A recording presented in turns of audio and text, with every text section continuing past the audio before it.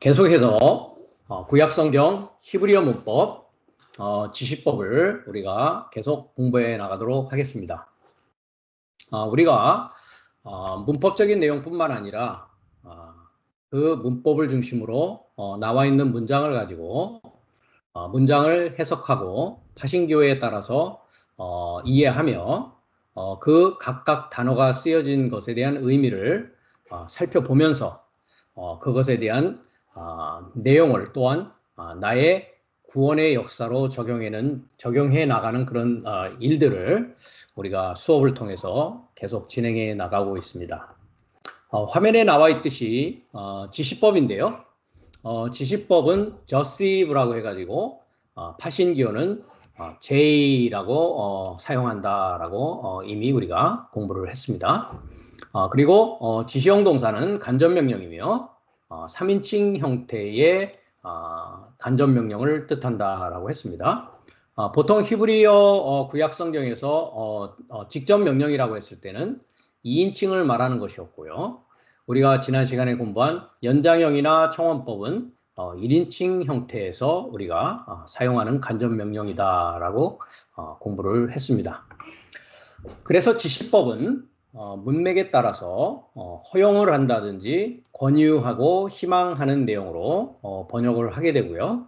우리가 그것에 대한 예문으로 창세기 24장 51절을 가지고 현재 공부하는 중에 있습니다. 그래서 제 블로그에도 이미 원문과 해석을 올려놨습니다만은 우리가 보라라는 내용을 첫 번째로 공부를 하였고요. 그 다음에 두 번째, 어린 양의 아내로서의 역할을 하고 있는 이삭의 아내 리브카라고 하는 이름의 의미를 가지고 우리가 전 성경을 가지고 상고해 보았습니다.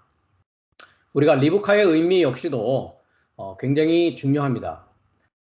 전에도 여러 차례 언급했듯이 성경에 있는 모든 이름과 지명은 의미로 보아야 된다라고 했습니다.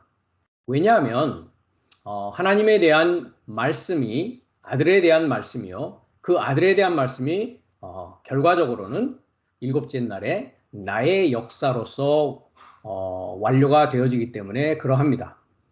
그래서 여기에 나와 있는 리브가뿐만 아니라 심지어 하나님의 이름이라고 하는 여호와라고 했지만 히브리어에서는 예호바라고 발음한다고 했습니다. 그런 모든 것들이 의미로 보아야 그 문장 맥락에 따라서 그 전체의 그 영적인 의미를 더욱더 우리가 알 수 있게 된다는 것이죠. 이름뿐만 아니라 지명뿐만 아니라 또한 숫자도 그러합니다. 네. 왜냐하면 성경은 언어로 기록되어 있는 것이지 수학책이나 산수책이 아니라고 했습니다. 그렇기 때문에 사람의 지혜로 숫자를 대비해서 몇 년, 몇 월, 며칠에 주님이 오신다라는 일들이 과거 역사상 한국뿐만 아니라 미국에서도 여러 차례 있었습니다. 그것은 이제 성경을 연구한 분들이 다니엘서나 기타 등등 여러 군데의 성경 구절을 가지고 여러 가지 계산을 통해서 다시 오시는 주님께서 이날 이때 오실 것이다. 그래서 심지어 한국에서도 그런 일로 여러 번 떠들썩한 예가 있는 것을 아마 아시는 분들은 이미 알고 계실 것이라고 저는 생각합니다. 왜냐하면 제때 있었던 일이기 때문에 그러합니다. 제가 한국에 있었을 때. 그러나 성경은 영적인 책이요. 하나님은 시간과 공간을 초월하여 계신 분입니다. 시간에 매여 있는 분이 아니시고 공간에 매여 있는 분이 아니라는 것이죠. 그러한 기본적인 것을 무시한 채 숫자를 가지고서 어떤 비밀적인 내용, 성경에 나와 있는 비밀을 풀려고 하는 것은 무모한 것이고 무지한 것으로 결론 날 수밖에 없다라는 것입니다.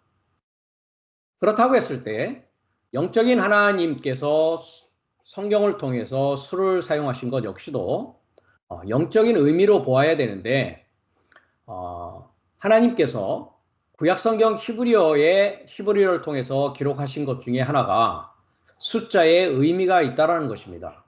왜냐하면 히브리어는 표의 문자라고 해서 의미를 나타내는 글자이기 때문에 그러합니다. 그래서 앞으로 우리가 숫자가 나올 때마다 그것에 대한 의미를 또한 살펴보는 시간이 있을 것이고, 아마 지난 여러 차례에 걸쳐서도 제 강의를 통해서 소개해드린 바도 있습니다. 그것을 역시 신약 성경에 나와 있는 숫자와 함께 의미로 풀어야 된다는 것이죠. 그래서 우리가 특별히 요한계시록에 나와 있는 666이라든지 또 14만 4천이 아닙니다. 원문을 보면 14만 4천이 아니고 144, 1000 이렇게 4개의 단어로 이루어져 있습니다. 그래서 그런 전체적인 것들을 의미를 통해서 살펴보고 알아야 하나님께서 성경을 통해서, 원성경을 통해서 구약 히브리어와 신약 헬라어를 통해서 말씀하고 계신 그 내용의 의미를 정확히 이해하고 알 수 있고, 그 하나님의 뜻에 따라서 내가 살아갈 수 있는 기반과 기본이 되어진다는 것입니다. 그래서 금방 말씀드렸다시피 리브카라는 말씀의 의미도 제가 정리한 단어 정리를 통해서 이미 말씀을 드렸습니다. 현재 나와 있는 그 사전에서는 리브카라는 그 의미가 제대로 정의되어지고 있지 않습니다. 그래서 더욱더 우리가 원성경을 통해서 이와 같이 정의를 내리고 살펴보아야 된다는 것이죠. 그 다음에 이제 세 번째로 우리가 와 있는 부분입니다. 너의 면전에라고 했습니다. 그 부분이 이제 여기에 나와 있는 레 파네이카라는 부분입니다.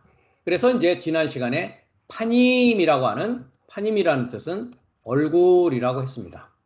그런데 이것이 이제 전치사와 함께 사용될 때에는 지금 6440번뿐만 아니라 지난 시간에도 갔듯이 3942번을 보면 리파네 해가지고 앞쪽인, 앞에, 전에, 얼굴에라는 뜻으로 사용되어지고 있고, 이 전치사와 함께 얼굴이 사용되어서 뭐뭇의 면전에서, 그래서 저는 이제 너의 면전에라고 했습니다. 여기서 너라는 것은 명사 2인칭 단수에서 요 카가 전미된 부분이 여성입니다.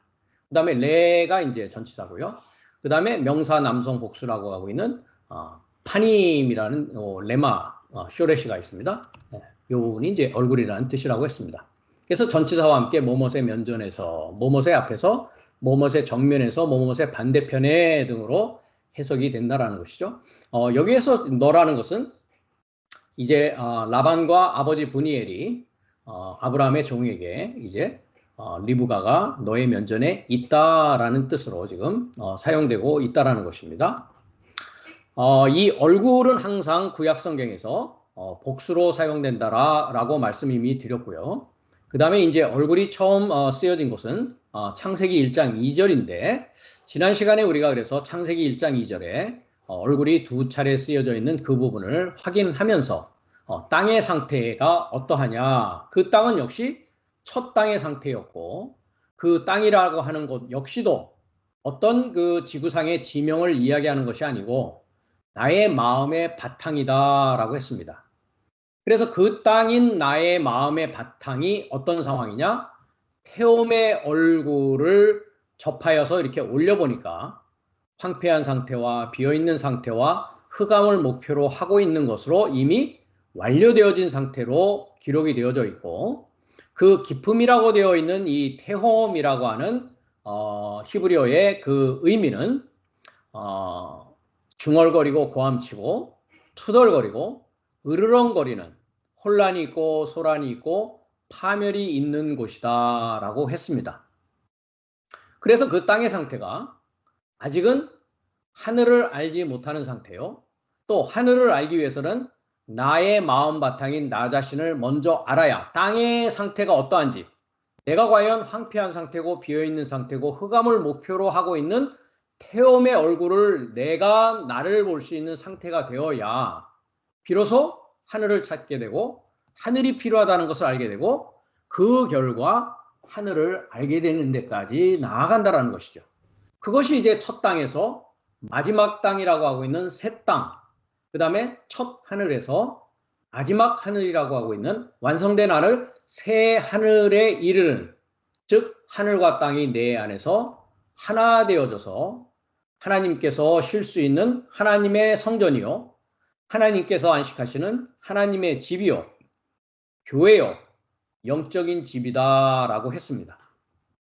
그렇기 때문에 첫 땅의 상태는, 즉 나의 마음의 상태, 첫사람 아담의 마음의 상태는 나의 마음의 상태에 따라서 하늘이 달라지게 보일 수밖에 없다라는 것입니다.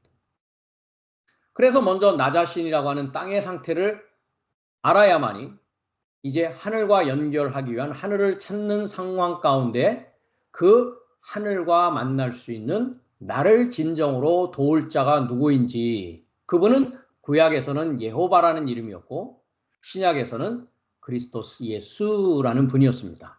그분을 우리가 찾아 나가는 여정이 있어야 된다는 것이죠. 방금 말씀드렸다시피 얼굴이라고 하는 파님 6440번인데요. 항상 복수형으로 사용한다라고 했습니다. 그 이유는 얼굴이 수많은 부분들이 결합되어 있는 몸의 부분이기 때문에 그러합니다. 전 시간에도 잠깐 언급했듯이 우리 얼굴을 보면 다양한 것으로 구성이 되어져 있죠. 눈도 있고 눈썹도 있고 코도 있고 입도 있고 귀도 있고 다양합니다. 그렇죠? 그런데 그 사람의 얼굴을 보면 그 사람을 식별하게 해주고 그 사람의 마음가짐과 감정을 얼굴을 통해서 드러난다는 것을 우리가 너무나 잘 알고 있습니다. 그래서 우리가 이제 보면 용모라고도 하고 그 사람의 용모가 참 건실하고 좋다. 그 사람의 인상이 어떠어떠하다라는 이야기를 우리가 생활 가운데서도 많이 쓰고 있는 것을 알 수 있습니다. 한 가지 재밌는 이야기가 있는데 아마 여러분들도 들어보신 이야기일 것입니다.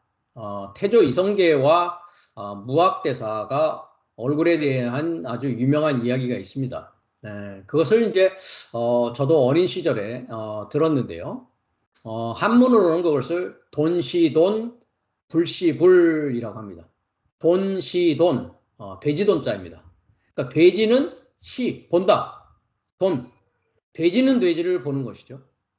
불시불 하면 불, 부처입니다. 부처는 부처를 본다.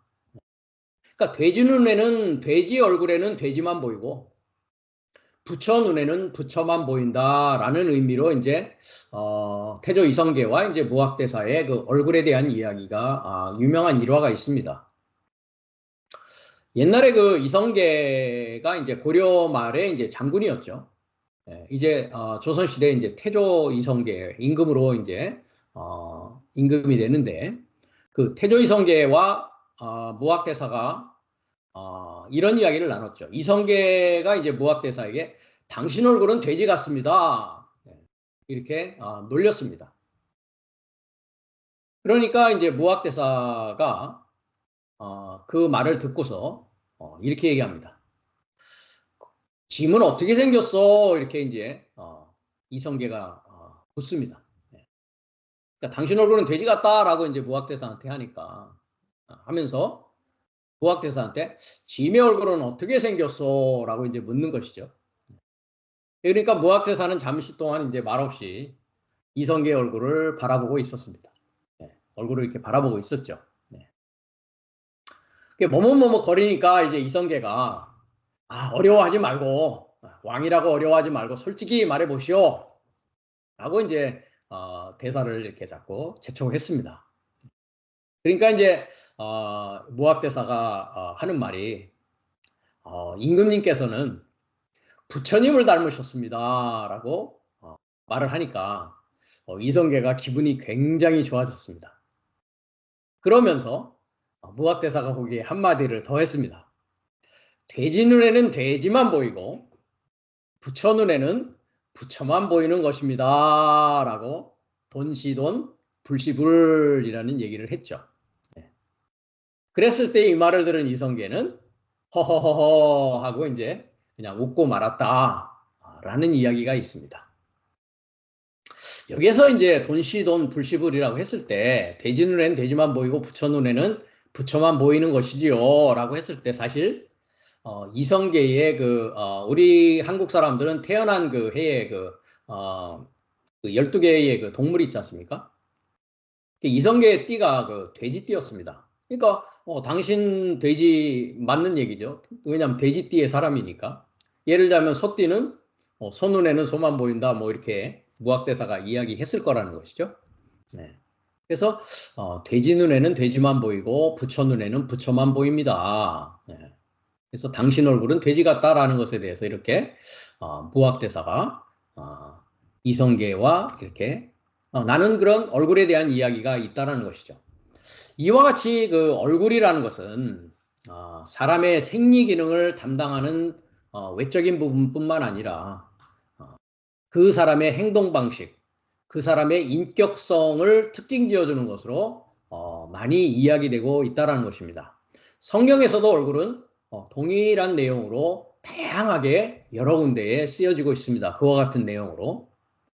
그래서 예를 들자면 굳은 얼굴은 반항하는 것이요, 뻔뻔스러운 것이요, 무자비함의 표시로 구약 성경에 쓰여져 있고, 빛나는 얼굴은 기쁨의 증거이고, 부끄러워하는 얼굴은 패배, 좌절, 굴욕을 가리키고, 불꽃 같은 얼굴은 공포에 질린 얼굴, 나쁜 얼굴은 근심 걱정으로 찌든 얼굴, 낙담한 얼굴은 매우 강렬한 분노와 불쾌감을 나타내는 얼굴이다라고 이렇게 구약 성경 여러 군데에 걸쳐서 얼굴을 이야기하면서 그와 같이 묘사하고 있습니다.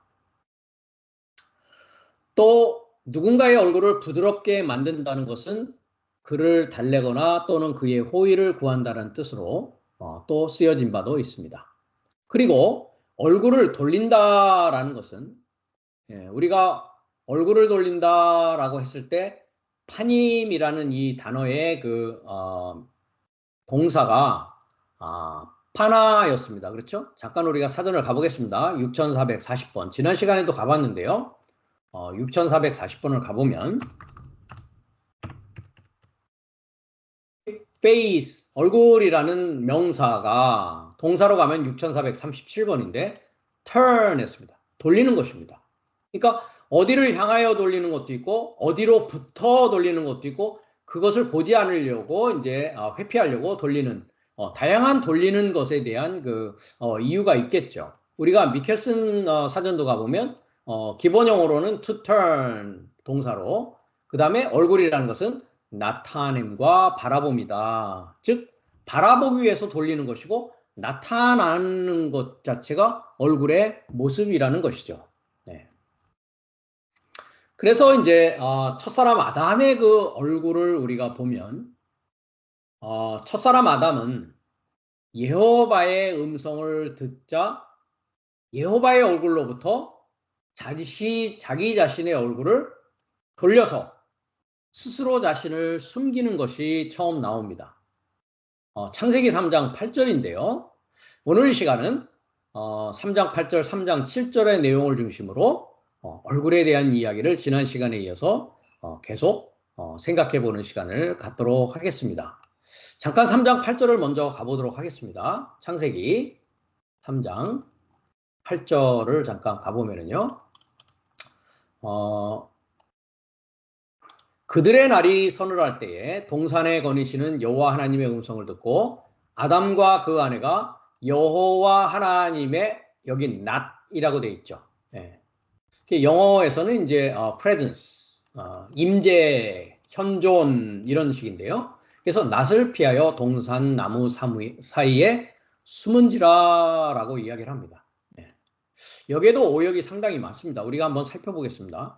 서늘하다라는 것도 잘못되어 있고요. 그런데 그 동산 나무 사이에 숨은 그 전에 7절의 내용을 잠깐 보면 이에 그들의 눈이 밝았다라고 되어 있습니다. 밝았다.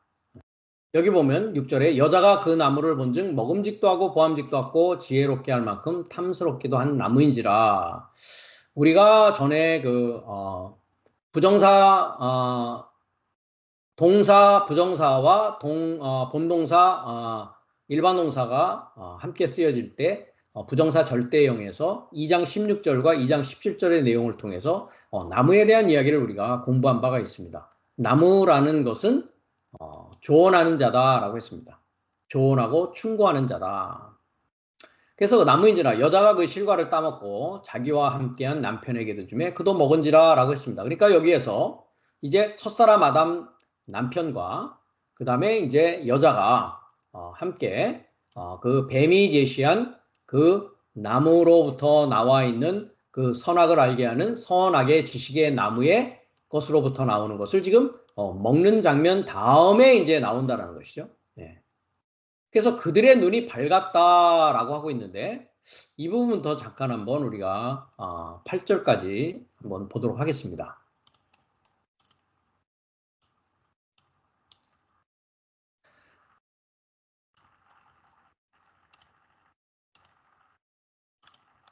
여기에서 눈이 밝았다라고 되어 있는데요. 눈이 밝았다. 항상 눈은 뭐라고 했습니까? 쌍수로 되어져 있습니다. 그래서 우리가 이제 신약 성경에 가보면 헬라어에서는 단수의 눈이 있고 복수의 눈이 있습니다. 이것도 동일한 원리입니다.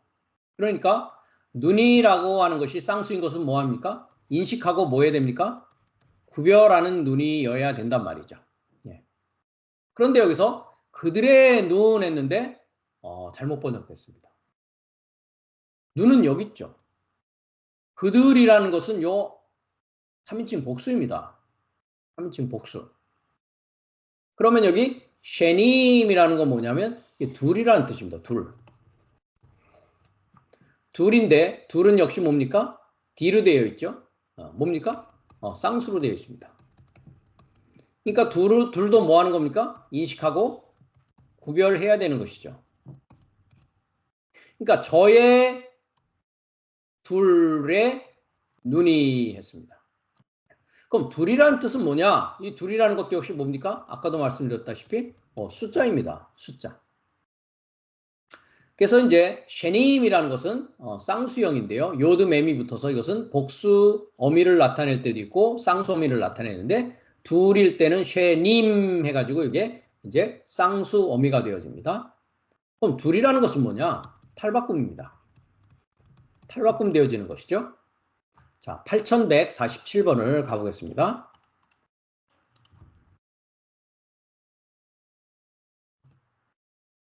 쉐네임 이렇게 했죠? 네. 그래서 둘입니다. 둘. 둘. 그럼 둘이라는 것은 뭐냐? 쌍수인데 8145번에서 왔다. 쉐니 하니까 역시 둘째라는 뜻입니다. 둘째, 서수로요. 서수로. 그러면 아까는 뭡니까? 쌍수의 둘인데 그럼 쌍수의 둘이라는 건 뭡니까? 탈바꿈하는 사역이죠. 쌍수와 복수니까. 거기에 대한 둘 했습니다. 둘. 쉐님에서 이제 쉐니라고 하는 서수의 두 번째라는 오디널 넘버입니다. 그러면 이 넘버라는 둘은 어떤 동사에서 오느냐? 밑에 보시다시피 8138번입니다. 8133번을 가면 38번을 가면 샤나 올 됐습니다. 겹치는 겁니다. 합치는 겁니다. 그러니까 이중이죠. 우리가 이제 어린 시절에 초등학교에 다닐 때 데칼코마니라는 거 아마 미술 시간에 여러분들 해보신 적이 있을 겁니다. 이제 예를 들자면 이제 나비를 그린다 하면 한쪽에 반쪽에 이제 물감을 가지고 나비를 그려서 반을 딱 합치면 어떻게 됩니까? 완전한 형체의 이제 나비가 되어지죠. 이게 duplicate, 복사하는 것입니다. 그것을 이제 transmute, transform, alter 하는 것입니다. 변경하여지고 탈바꿈하는 것이다. 그러니까 둘이라는 의미는 탈바꿈하는 것입니다. 그럼 저의 사역의 탈바꿈의 눈이 어떻게 됐다고요? 여기 아주 또 중요한 내용이 있습니다. 우리가 지금까지 7동사를 공부를 했는데 칼동사가 대부분 구약성경의 85%를 차지한다라고 했습니다. 여기를 보시면 칼동사가 아닌 것을 알고 있습니다. CF라는 것은 첫 번째고요. 그리고라는 뜻입니다. 그리고 한글은 이제 이해했는데 그리고입니다. 그 다음에 N이 들어가 있죠. 우리가 원문을 통해서 성경을 보는 한 이런 것 하나를 분석하고 볼 수 있는 눈을 가져야 됩니다. 여기도 눈이 나왔죠. 인식하고 구별하기 위해서는 그런 눈을 가져야 된다는 것이죠. 그러나 여기에는 그냥 눈이 밝았다라고 되어져 있습니다. 눈이 밝았다라는 정보는 그냥 말 그대로 밝아진 것입니다. 그런데 페카흐라는 것은 밝은 게 아니라 영어가 제대로 되어져 있습니다. 열린 것입니다. 오픈된 것이죠. 오픈. 그런데 어떻게 오픈되느냐? 밝아 해버리면 뭐냐? 그냥 일반 동사입니다. 일반 동사. 일반 동사면 우리가 칼 동사였습니다. 칼 동사가 단순형 능동태 일반 동사였다는 것이죠. 그러나 여기는 any라는 일반 동사가 아닙니다. any라는 건 뭐였습니까? 단순형 중간태였습니다.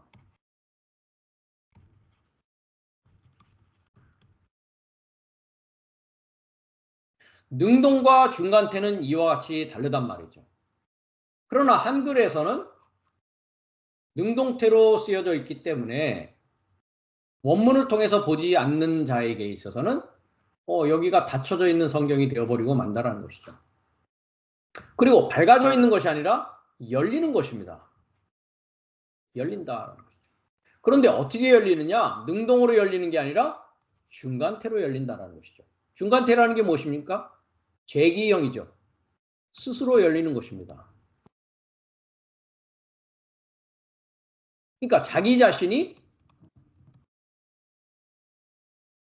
스스로 열기 미완료니까 시작한단 말이죠. 이해가 되셨죠? 그러면 어떻게 해석을 해야 됩니까? 정확하게 파신교에 따라서 우리가 번역을 한다라고 했을 때 그들의 눈이 밝아 라고 해서는 안 된단 말이죠. 여기도 역시 The eyes of both of them were open 이것도 안 된단 말이죠. 저의 사역에 탈바꿈의 눈이 해야 된단 말이죠. 저의 사역은 누굽니까? 첫사람 아담과 그의 여자입니다. 그러니까 저들의 일을 말합니다. 저의 사역이라는 것은. 저의 사역의 눈, 쌍수. 눈이 스스로 열리기 시작한다. 왜 시작한다라고 했다고요? 미완료니까요.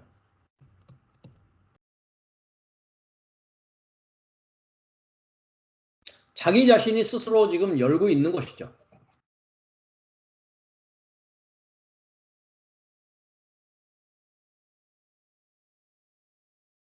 누구로부터 지식을 받아서 지금 스스로 열기 시작합니까? 뱀으로부터 지식을 받았죠. 그 뱀이 제공한 지식은 뭡니까? 선과 악의 지식의 나무로부터 나온 것이었습니다. 그 뱀이 그러면 이 여자에게 주었고 여자가 또 이 남자에게 준 지식은 어떤 지식이었습니까? 우리가 많이 갔습니다만은 고린도서 11장 3절에 가면 뱀이 그 관계로 이와를 미혹한 것 같이 너의 마음이 그리스도를 향하는 진실함과 깨끗함에서 떠나 부패할까 두려워하노라 했습니다.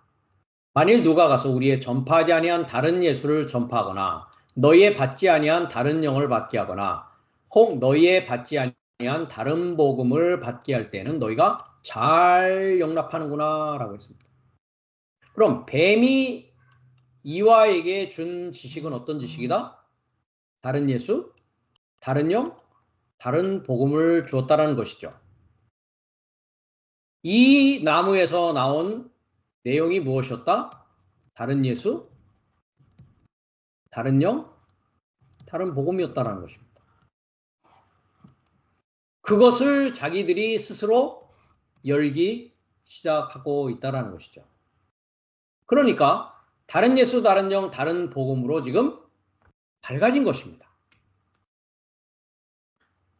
그렇기 때문에 선한 눈과 쌍수라고 했습니다. 선한 눈과 악한 눈의 지식을 가지고 다른 예수, 다른 영, 다른 복음으로 살아가는 자가 되어지기 시작했다라는 것이죠. 즉 하나님의 선악의 기준이 아니고 이 문제에 대해서는 2장 16절, 17절에서 이미 여러 차례 말씀드렸습니다. 이 말씀을 처음 듣는 분은 제 유튜브에 가셔서 창세기 2장 16절, 2장 17절의 내용을 강의한 부정사 절대형, 부정사 연계형 부분에 가시면 자세하게 들으실 수 있을 것입니다. 즉 하나님의 선이 나의 선이 되어지고 하나님의 악이 나의 악이 되어지는 하나님의 선악의 기준이 아니라 자기 자신의 선과 자기 자신의 악의 기준으로 선과 악을 판단하는 죄인으로 어떻게 됐다고요? 탈바꿈되었다라는 것입니다. 그 탈바꿈되어진 눈입니다. 그것을 뭐 했냐? 저희가 야다라고 합니다. 저희가 알기 시작했다. 미완료로 알았다는 것이죠. 그것도. 왜냐하면 저들이 벌거벗은 사역이기 때문이라는 것이죠. 우리가 창세기 2장 25절에 가면 이미 그들은 벌거벗어 있는 상황이었습니다. 2장 25절에 가면 아담과 그 아내 두 사람이 벌거벗었으나 뭐 했다고요? 부끄러워하지 않았다고요. 이 상태는 무슨 상황이냐? 생명의 지식도 들어오지 않았고 선악의 지식도 들어오지 않은 그 상황입니다. 그러니까 지식이 없는 상황에서는 부끄러워하지 않습니다. 여러분들이 아마 요즘에는 그렇지 않죠. 제가 어릴 때만 하더라도 아마 요즘에도 그런 데도 있을 겁니다. 제가 어릴 때 저희 마을 앞에 조그만 개천, 조그만 시냇물 강이 있었는데 하루 종일 발개 벗고 수영을 하고 그랬습니다. 여름철에. 예. 동네 아주머니도 지나다니고 아가씨들도 지나다니고 다 그럽니다. 그런 곳이었습니다. 그러나 부끄러워하던가요, 아이들이? 부끄러워하지 않습니다. 지식이 들어오지 않는 상태에서는 벗어도 안 벗어도 아무런 문제가 없습니다. 부끄럽지 않습니다. 그런데 이제 지식이 들어와서 선악의 지식이 들어와서 알게 되니까 벗은 사역이 되어져 버렸다는 것이죠. 지식을 받게 보니까 벗은 것을 알게 된 거예요. 즉 뱀이 입고 있는 다른 예수, 다른 영, 다른 복음을 보고 보니까 자기가 없는 것이었더란 말이죠.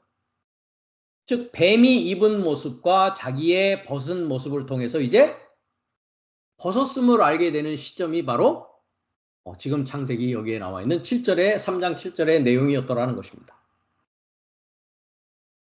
그러면 무엇으로 지금 입으려고 하는 것입니까?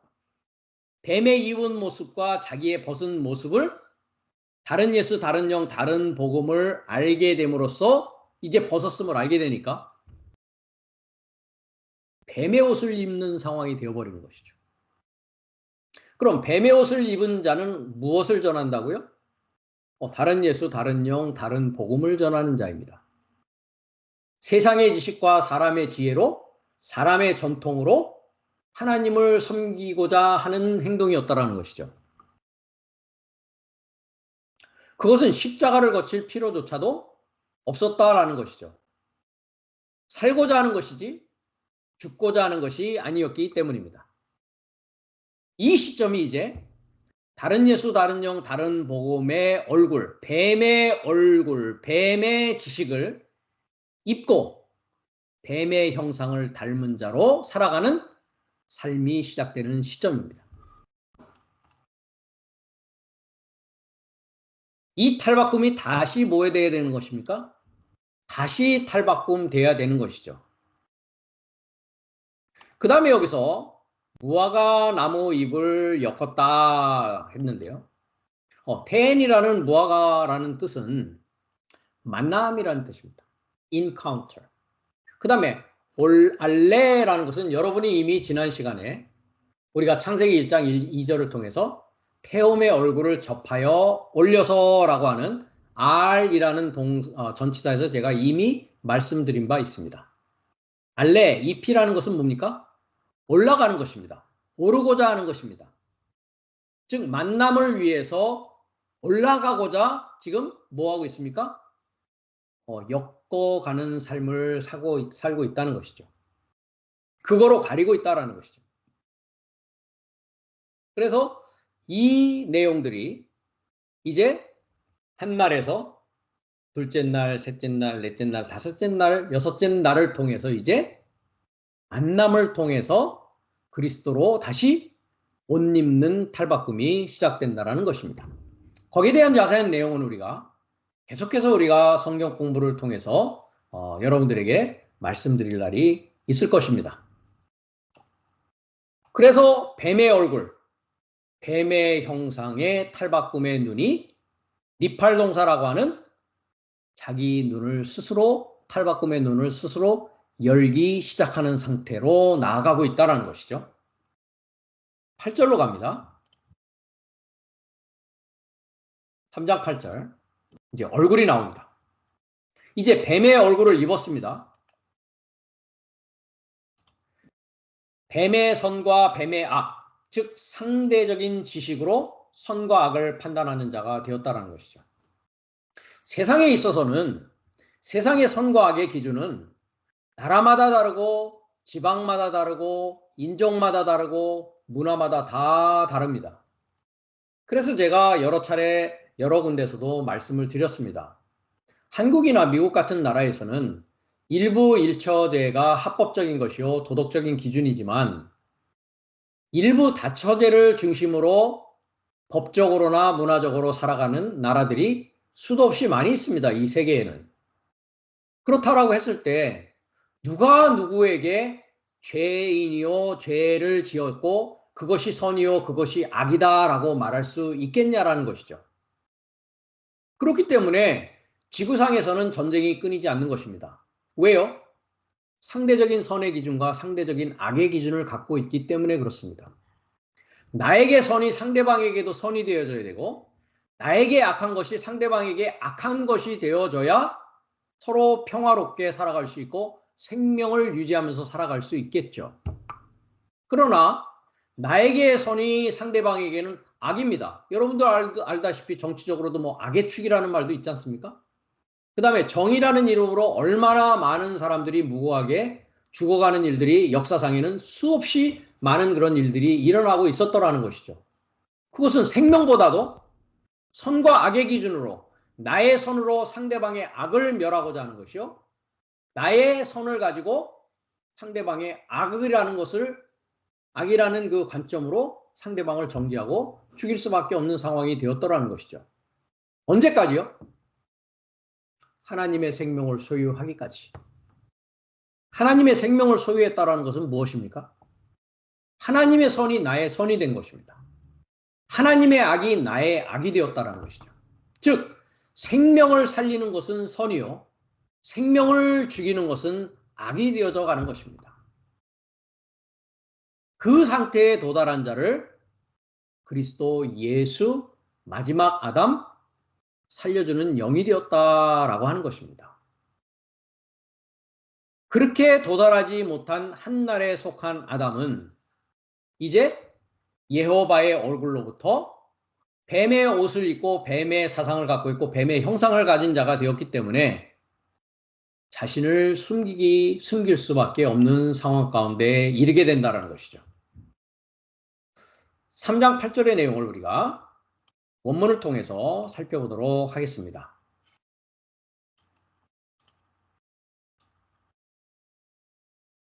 여기에 이제 얼굴이 나와 있는데요.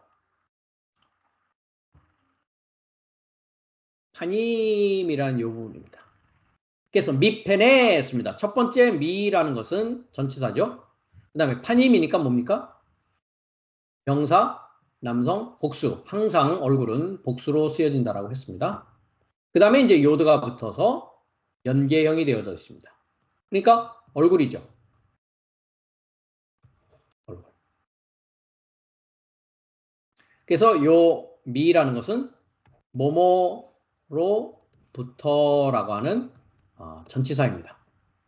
우리가 이제 헬라어로 가면 아포라고 하는 전치사가 있고 에크라는 전치사가 있는데 요거는 뭐뭐에게서 뭐뭐에서 요거는 뭐뭐로부터라고 하는 전치사입니다. 이 아포와 에크의 두 가지의 의미를 다 가지고 있는 히브리어 전치사가 지금 여기 보고 있는 이 미라고 하는 전치사입니다. 그러면 우리가 이제 한번 본문을 보면서 보도록 하겠습니다. 여호와의 음성의 전체입니다. 시작과 끝입니다. 네.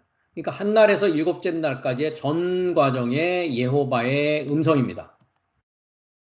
들어도 듣지 못하고 보아도 보지 못하는 상황이 언제까지입니까? 다섯째 날까지의 상황이었습니다.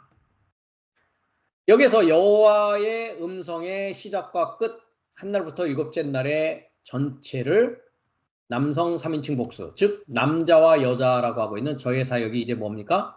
듣기 시작합니다. 칼동사 미완료죠. 네. 그런데 그 전체의 과정은 어떤 과정이냐? 전능자를 소망하는 사역이다. 즉 하나님의 일이라는 것이죠. 그러니까 여호와 실체를 소망하는 이에 전능자를 소망하는 사역의 음성의 전체를 그들이 지금 듣습니다. 그런데 그 여호와 엘로힘의 음성의 전체를 듣는데 그 여호와께서는 지금 BTPA 했습니다. 할라크라고 하는데요. 여기도 역시 뭡니까? 칼동사가 아닙니다. T가 뭡니까? 히트파엘이라고 하죠. 강의용 중간태입니다. 이 일곱 동사는 여러분이 이미 공부한 바가 있기 때문에 제가 더 이상 설명드릴 필요는 없습니다. 더 공부가 필요하신 분은 제 유튜브에 가셔서 동사, 일곱 동사를 다시 한번 반복하시면 됩니다. 그러면 강형 중간태는 아까 있었죠. 니팔 동사는 단순형 중간태였고 히트파일은 강형입니다. 강하게 뭐하고 계십니까? 본인 자신 스스로를 위해서 지금 걷고 계신단 말이죠. 분사입니다. 어디에 걷고 계십니까? 동산 안에서, 그 동산 안에서 걷고 계십니다. 문제는 이제 다음입니다. 서늘할 때에 했습니다. 날이 서늘할 때에 전혀 오답입니다. 영어에도 보니까 in the cool of the day 했고요. 한글을 보니까 서늘할 때에 라고 했습니다. 굉장히 중요한 부분인데요. 원문으로 보지 않으면 이것을 볼 수가 없습니다. 자, 보겠습니다. 자, 라 루아흐, 레 루아흐 했습니다. 자, 루아흐가 뭡니까? 0입니다. 0. 0입니다. 이 0이 우리가 어디에 나왔었죠? 어제 저번 시간에도 창세기 1장 2절에 나왔지 않습니까? 자, 7307번이죠. 7307번. 창세기 1장 2절 7307번 보십시오. 전능자를 소망하는 사역의 0이지 않습니까? 0. 스피릿입니다. 그렇죠? 네, 그렇습니다. 그러니까 레라고 하는 전치사가 있으니까 뭡니까? 뭐뭇을 위하여 합니다. 그죠? 뭐뭇을 위하여. 그럼 뭐를 위하여? 영을 위하여. 그죠? 어떤 영입니까? 연계형입니다. 그 다음 명사가 여기 있습니다. 그 날이죠.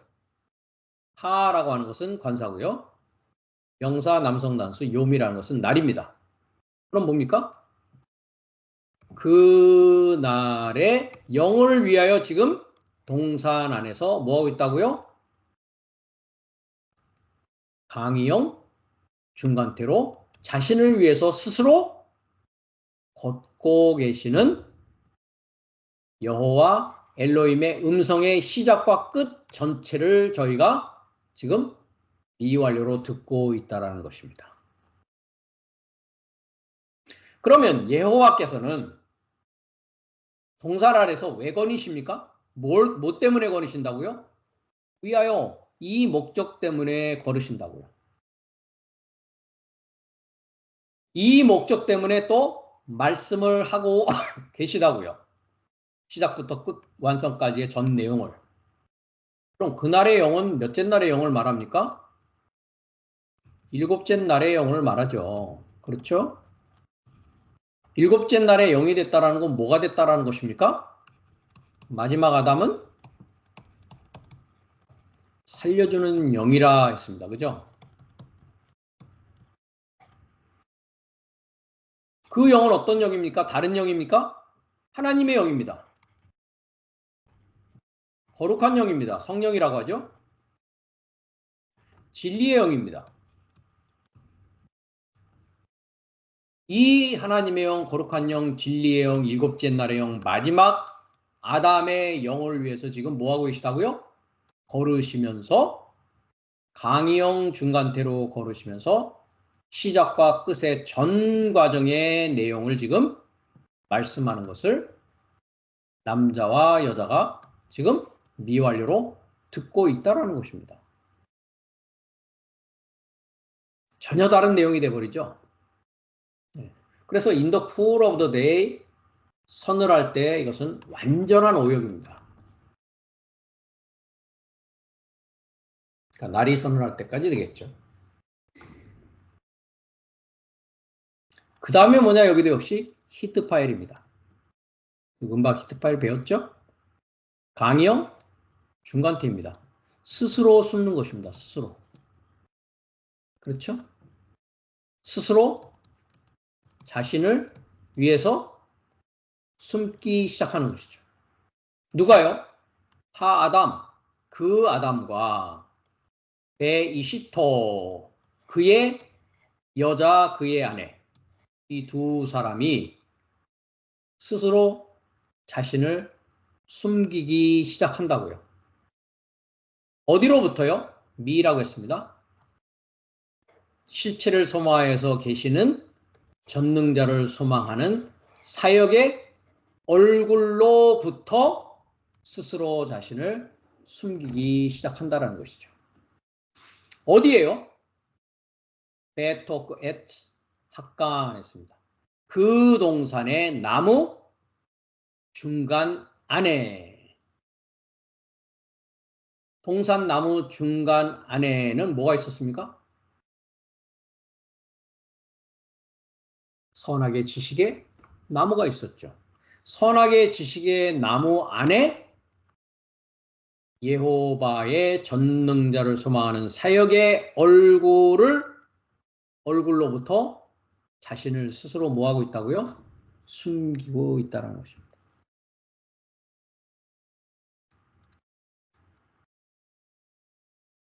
얼굴을 볼 수가 없는 것이죠. 뱀의 얼굴을 갖고 있기 때문에 여호와 엘로힘의 얼굴로부터 자신을 스스로 니팔령으로 숨길 수밖에 없는 상황 가운데 지금 놓여 있다는 것입니다. 이것이 땅에 속한 첫사람 아담의 인생을 의지하는 자의 모습이었다는 것입니다. 이것이 뱀이 준 얼굴을 가지고 살아가는 뱀의 얼굴, 뱀의 형상, 뱀의 인상, 뱀의 용모를 가지고 살아가는 자의 삶이었다라고 하는 것입니다. 이것이 여섯째 날에 이르기까지의 첫사람 아담의 인생이었습니다. 그 첫사람 아담이 이제 여섯째 날 그리스도 예수의 하나님의 지식과 하나님의 지혜가 내 안에서 탄생한다라고 했습니다. 그것을 그리스도 예수의 탄생이라고 했습니다. 내가 정결한 처녀가 되어져서 마리아의 이름을 가지고, 즉 모반이라는 이름을 가지고 내 안에서 아기 예수가 탄생되어지는 것입니다. 그런 의미에서 성경은 탈바꿈하는 과정을 7단계를 통해서 이야기하고 있다는 것이죠.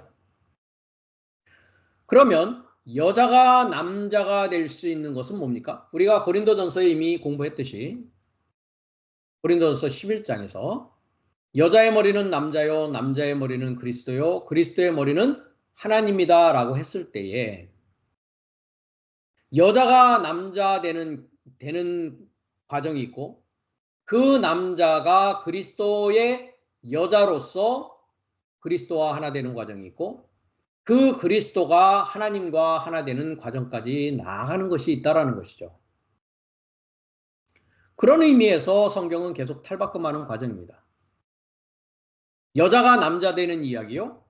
그 남자가 그리스도의 정결한 신부로서 또 남자가 되어지고 여자에게서는 남자요. 그리스도에게서는 신부의 입장에서 이제 그리스도 되어지는 과정이요. 그리스도가 이제 하나님화 되어지는 과정이 7날의 과정이었다라는 것입니다. 그러기 위해서는 이제 6째 날에 어떤 일이 일어납니까? 하나님의 얼굴을 보고 하나님의 얼굴을 선택하는 때가 나타나게 된다는 것이죠.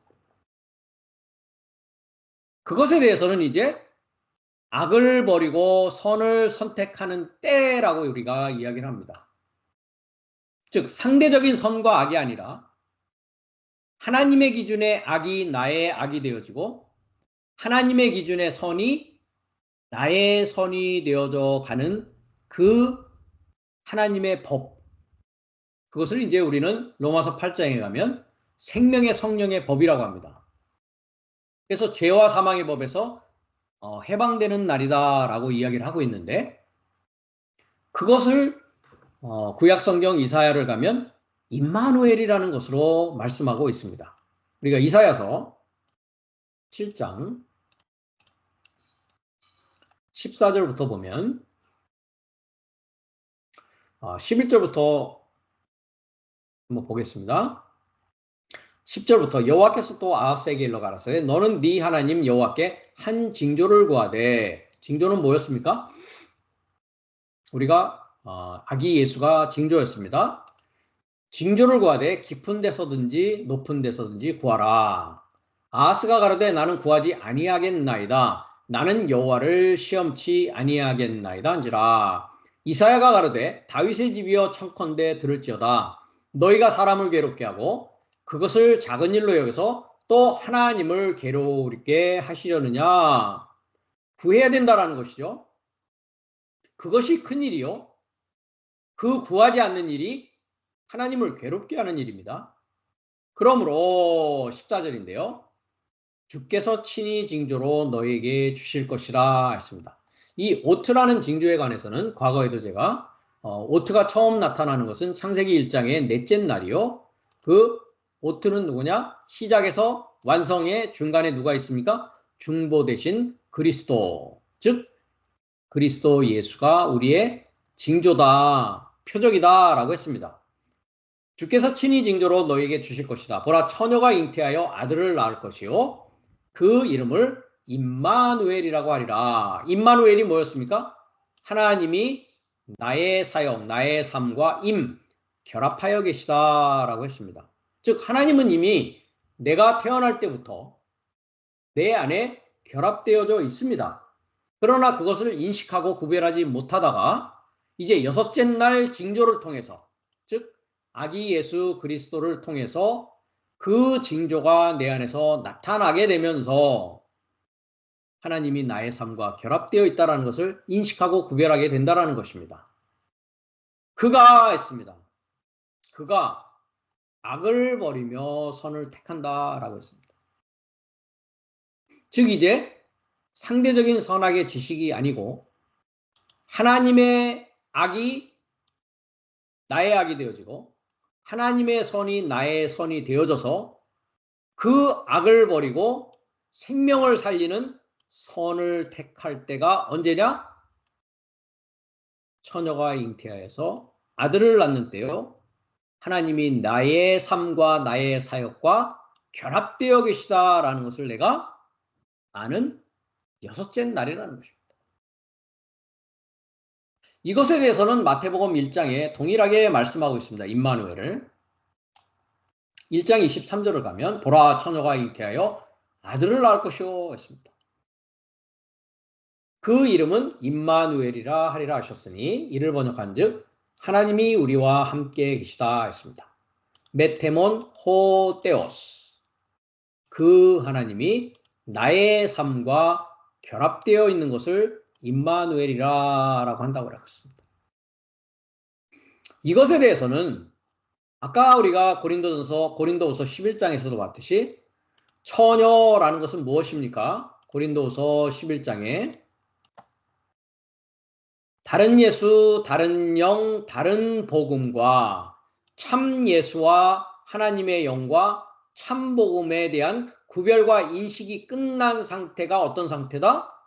정결한 처녀가 되어져서 한 남편인 그리스도와 하나 되어지고자 중매되어지는 사도 바울인 마지막 아담 살려주는 영을 통해서 내가 정결한 처녀로 되어져서 말씀을 받아서 다른 예수, 다른 영, 다른 복음을 완전히 구별한 상태가 처녀인 상태요. 그 자가 이제 그리스도와 하나 되어지는 남편과 하나 되어지는 자가 된다는 것이죠. 이것은 어떤 상황이냐? 그리스도의 얼굴을 이제 바라보는 상황이요. 그리스도의 얼굴이 내 얼굴이 되어지는 상황이라는 것입니다. 그 그리스도의 얼굴에는 무엇이 있느냐? 하나님의 지식의 빛이 있습니다. 우리가 고린도후서 4장을 가면 3절부터 만일 우리 복음이 가리웠으면 망하는 자들에게 가리웠다라고 합니다. 망하는 자들은 그럼 누구입니까? 첫사람 아담과 그와 하나 된 여자입니다. 그들은 무엇을 갖고 있습니까?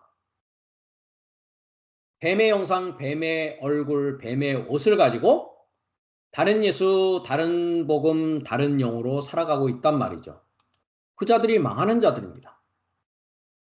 다른 복음으로 살아왔기 때문에 참 복음이 가리워져 있다는 것이죠. 그것은 이 세상 신이, 즉 뱀이 믿지 않은 자들의 마음을 혼미케 해서 그리스도 영광의 복음의 광채가 비치지 못하였기 때문에 그러했다는 것이죠. 그리스도는 하나님의 형상입니다. 그래서 복음을 전파하는 우리를 전파하는 것이 아니라 그리스도 예수의 주 되신 것과 예수를 위하여 우리가 너희의 종된 것을 전파합니다 라고 했습니다. 예수 그리스도의 종이 됐다는 건 뭐라고요? 종이 뭐라고 했습니까? 제가 누구로부터 쓰임을 받느냐의 문제라고 했습니다. 죄의 종이라고 하면 죄로부터 쓰임을 받는 자요. 의의 종이라고 한다면 의에 의해서 의로부터 쓰임을 받는 자입니다. 그리스도는 하나님의 의시요. 예수 그리스도는 하나님의 의입니다. 그것으로 쓰임 받는 자가 그리스도의 종이란 말이죠. 뱀의 종이라는 것은 뭡니까? 뱀에게 쓰임 받는 자를 뱀의 종이라고 하는 것입니다. 그 자는 하나님의 형상이 아니죠. 뱀의 형상을 가진 자입니다. 그 자는 복음이 가리운 자라는 것이죠. 그럼 복음이 뭐라고 했습니까? 그리스도 예수의 탄생과 십자가와 부활과 그의 임재가 내 안에서 일어나는 일이라고 했습니다. 영적인 나의 삶의 과정이라고 했습니다. 그러면서 어두운 데서 빛이 비추라 하시던 그 하나님께서 예수 그리스도의 뭐에 있느냐? 얼굴에 있는 했습니다. 영어는 in the face of Jesus Christ 했고요. 오른쪽을 보시면 en prosopo 예수 그리스도 했습니다. 그리스도 예수의 얼굴 안에 뭐가 있다고요? 그 하나님의 영광의 지식의 빛을 향하여 내 삶의 마음 안에 비추었다라고 합니다. 땅의 마음이 그러면 어두운 것이죠. 첫 땅의 마음 바탕이 어두운 바탕이죠. 태음의 얼굴을 이끌어 보니까 그런 모습이었다는 것이죠. 그것이 이제 하나님의 영광의 지식의 빛을 받는 것이 무엇이냐? 어디에 있느냐? 그리스도 예수의 얼굴 안에 있더라는 것이죠. 그 얼굴이 나타나는 때가 이제 사도 바울이라고 하는 7째 날의 마지막 아담이 된 자를 통해서 다른 복음, 다른 영, 다른 예수에 대한 구별과 인식이 완전히 끝나서 참 복음이 이제 완전히 내게 계시되어져서 완전히 열려서 그리스도의 얼굴이 내 얼굴이 되어지는 상황 가운데에 놓여 있는 6째 날 임마누엘의 시작을 말하고 있다는 것입니다. 그 그리스도 얼굴 안에 있다라는 것은 무엇이냐? 악을 버리고 선을 선택하는 때요. 선과 악을 분별하는 장성한 자가 되어진 때를 말합니다. 그래서 우리가 히브리서 5장을 가면 이런 말씀이 있습니다.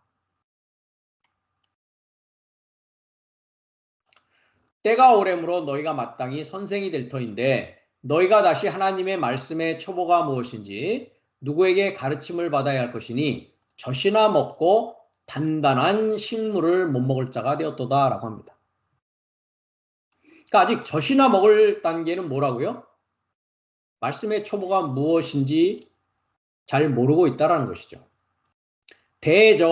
젖을 먹는 자마다 어린아이니 했습니다. 여기에서 우리가 지난 시간에도 배웠습니다만은 어린아이라는 것이 네피오스입니다. 말 못하는 아이를 말한다고 했죠. 네피오스. 유아라고 했습니다. 즉 하나님의 말씀이 아직 열려지지 않은 상황을 말합니다.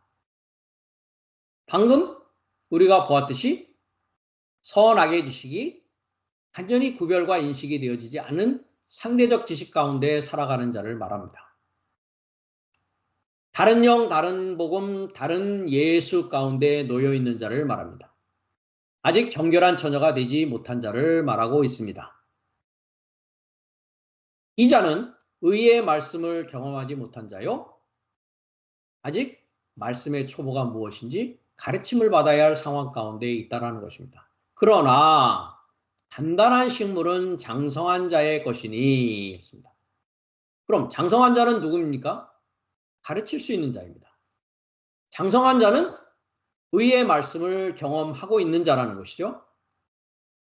그 장성한 자는 지각을 사용함으로 연단을 받아 뭐 한다고요? 선악을 분별한다는 것이죠. 그 얘기는 뭡니까? 악을 버리고 선을 선택하는 하나님의 얼굴을 가진 그리스도 얼굴 안에 있는 하나님의 지식을 가진 자가 되어졌다라는 것입니다.